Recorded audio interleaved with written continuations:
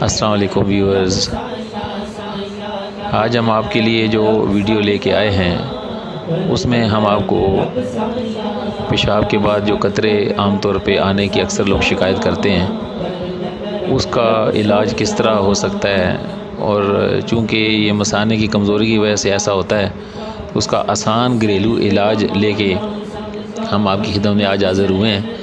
امید ہے کہ آپ کے لیے یہ علاج آپ کو پسند آئے گا اور آپ کو فائدہ ہوگا۔ اگر آپ نے ابھی تک ہمارا چینل سبسکرائب نہیں کیا تو پلیز اسے سبسکرائب کر لیں۔ پلیز اس کو جو بھی ہمارے چینل پہ ویڈیوز آتی ہیں ان کو آپ جب دیکھتے ہیں ان پہ کمنٹس بھی کیا کریں، اور کوئی اور سوال ہو تو وہ بھی آپ اس میں بھیج سکتے ہیں۔ فون نمبر بھی ہمارا ہوتا ہے، اس میں اگر آپ کو مزید کسی مشورے کی ضرورت ہو تو اس پہ بھی آپ فون کر کے مشورہ لے سکتے ہیں، یا پرائیویٹ میسیج میں بھی آپ مشورہ لے سکتے ہیں۔ آج آپ کو بتائیں گے کہ پیشاب کے ساتھ سفید قطرے آنا دراصل مثانے کی کمزوری کی وجہ سے ہوتا ہے، اور کچھ ایسے بھی ہوتے ہیں جن سے پیشاب کنٹرول میں نہیں ہوتا یا زیادہ پیشاب آتا ہے۔ ایسے لوگوں کے ساتھ اس کی اور بھی کئی وجوہات ہو سکتی ہیں۔ یہ بھی ہو سکتا ہے کہ یہ سفید پانی منی ہو، یا یہ بھی ہو سکتا ہے کہ یہ جو سفید پانی پیشاب کے ساتھ آتا ہے یہ کسی اندرونی زخم کا پیپ ہو۔ اسی طرح یہ بھی ہو سکتا ہے کہ گردوں کی تکلیف ہو جس کی وجہ سے گردوں کی چربی پگھل کر پیشاب میں آ رہی ہو۔ اس لیے اس کی بہت سی وجوہات ہو سکتی ہیں، لیکن جن لوگوں کا مثانہ کمزور ہو ان کے لیے نسخہ حاضر ہے۔ اس کے لیے ایک معجون تیار کیا جاتا ہے۔ اس معجون کے 2 اجزاء ہیں ٹوٹل، ایک ہے انار کے چھلکے اور دوسرا شہد۔ یہ دونوں ہم وزن لے لیں۔ انار کے چھلکے بالکل خشک کر کے اس کا پاؤڈر بنا لیں، اور اس پاؤڈر میں اگر ایک پاؤڈر ہو تو 2 چمچ شہد ملا کر اس میں معجون بنا لیں۔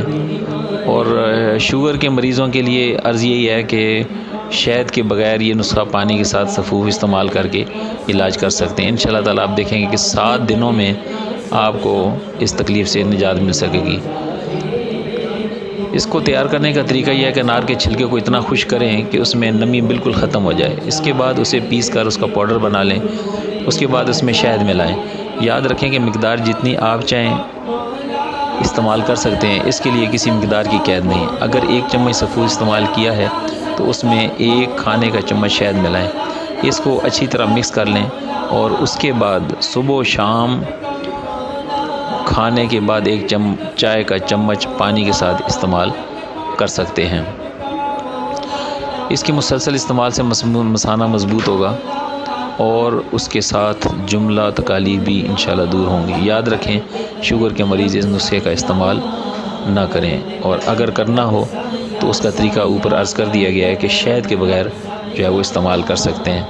امید ہے کہ آپ کے لیے آج جو ہم ویڈیوز لے کے آئے ہیں وہ آپ کو پسند آئے گی اور آپ کو اس سے فائدہ ہوگا۔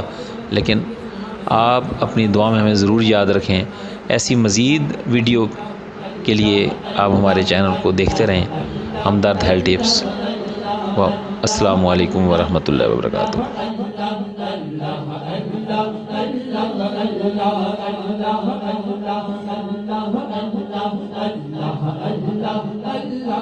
اللہ